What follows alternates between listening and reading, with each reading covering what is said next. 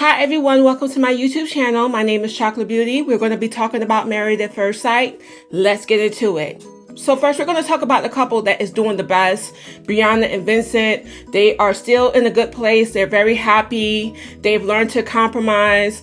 They were featured a lot more this episode than they were the last episode. Vincent, who is very much into fitness, wanted Brianna to start exercising with him, so he went and bought them both bikes. So to make the exercise fun, they decided to do a competition. If Vincent won the race, Brianna would have to do 15 push-ups. If Brianna won the race, Vincent would have to do the dishes for 2 weeks. So they do the competition. Of course, Vincent makes her win. So he said that even though it was like a competition, he wasn't going to allow himself to win, and he doesn't mind doing the dishes for 2 weeks. Eric and Virginia.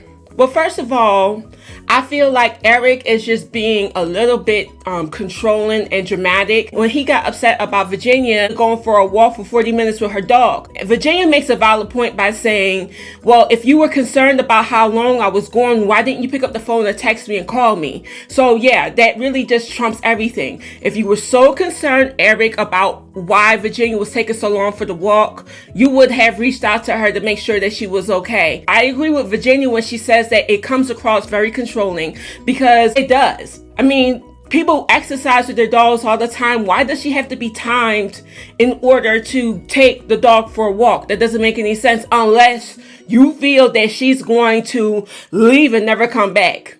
So that's the only thing I could really think of. And Virginia has her problems as well, because she has some serious anxiety issues.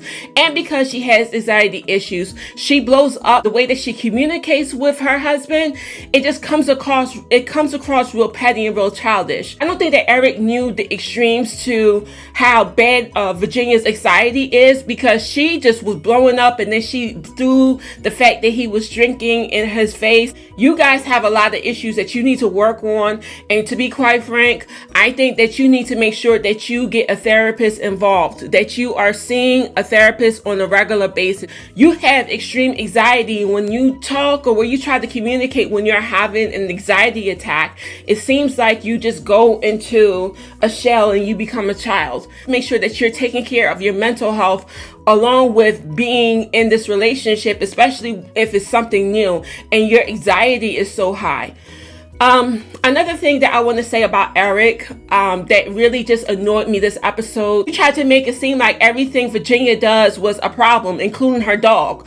Like, you're Mr. Perfect, you're Mr. Clean, you can't do anything wrong. You know, she's a problem, her dog is a problem. And it's just like a put down after put down. It's like you're Mr. Perfect and you're not. Let's not forget that you're always away. So don't act as if that all of the issues that's going on in your relationship is pertaining to the issues with your wife, okay? You got your own problems alone. Haley and Jacob. It was all for Jacob leaving the relationship with Haley because she wasn't physically attracted to him. And I agree, because if you're in a relationship with somebody who is not physically attracted to you, how can you stay in that marriage?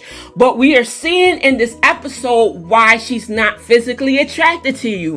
And I had to say, Jacob, yeah, like you're the way that you are can be very off-putting. Okay, first of all, when she tried to have a conversation about your past relationships, you were so surface and so basic. You really didn't give her anything. It's like you don't really have much to say. You were describing the women that you dated by objects and things, like Mrs. Pumpkin. Like, what the heck is Mrs. Pumpkin? You don't even remember the names of the women that you've dated. She has no way of really knowing where you are emotionally, mentally, when it comes to what you want in the relationship. So I feel like I can now see why she doesn't necessarily is attracted to you, and also she doesn't get your sense of humor. You have a dark sense of humor, so she doesn't get your sense of humor, and it turns her off. You need to make sure that you understand your wife's love language.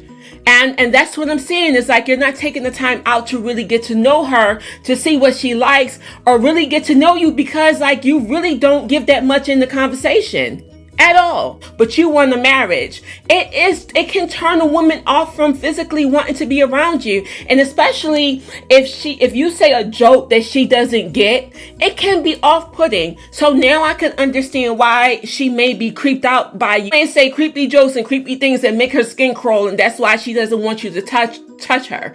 Okay, so now I'm seeing that there is an issue with you, and it's not all about Haley. The conversation that she had with the women, when she first married you, she was physically attracted to you, and as time went on, she just became not physically attracted to you anymore. She doesn't get your sense of humor. She doesn't like the fact that you don't have deep conversation. Now, I've been calling this girl Corla for like the past few weeks, but her name is Clara. I hope I'm saying this name right. But Ryan and Clara, I really do feel bad for Clara because she was trying so hard to try to get him to engage in some intimacy. She brought in this yoga class that focuses on intimacy in the relationship, and she was trying to connect with you on that, and you did not take it serious at all. It was like you just didn't care. You wasn't paying attention. You was cracking jokes, and it was just like a waste of time, because at first I was like, well, this might be something that will help them. You seem more interested in connecting with her dog than you are with connecting with her. I'm just saying. You have to ask the question,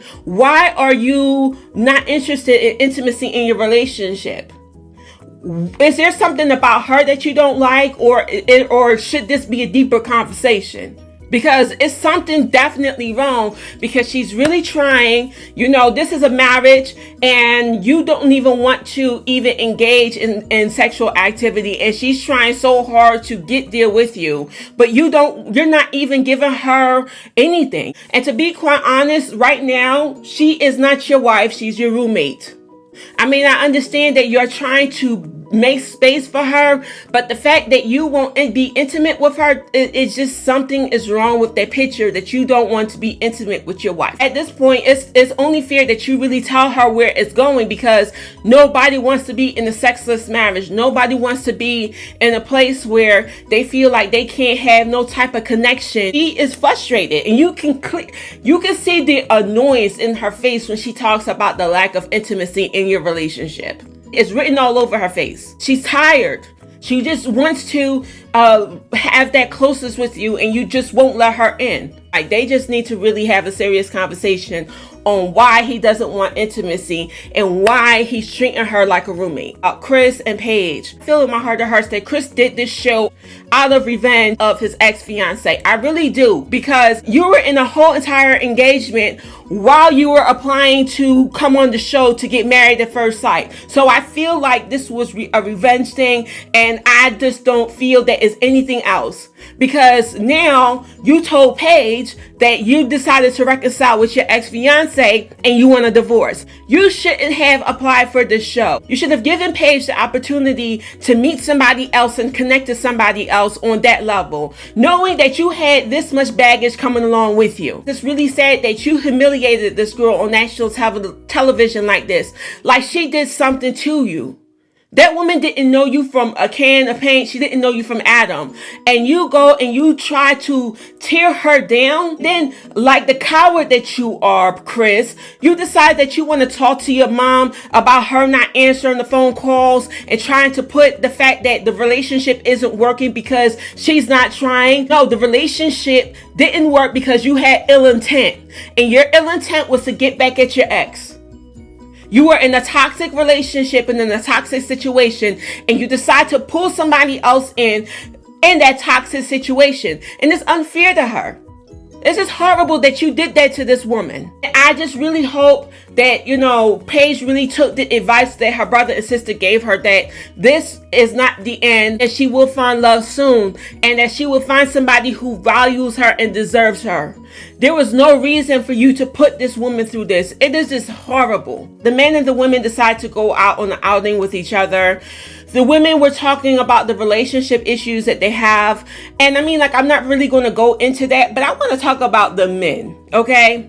I want to talk about the conversation that Ryan was trying to have with the other men about his relationship. Ryan, I have a bone to pick with you. How can you depart your lips and try to give Jacob advice on what he needs to do, and that you're the best person to take advice from? No, I think not. You're delusional and your headspace is somewhere else. Your wife is your roommate. You have no place to talk, okay? The only person that can really give anybody advice when it comes to how to make a relationship work in this group is Vincent, and that's it. you're not qualified. You disqualified yourself by just the fact that you don't even know how to have intimacy with your wife, or comes to a serious conversation that your wife wants to have. So Ryan, you can miss me with that.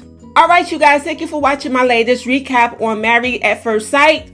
Hopefully, I'll see you next week. Ciao.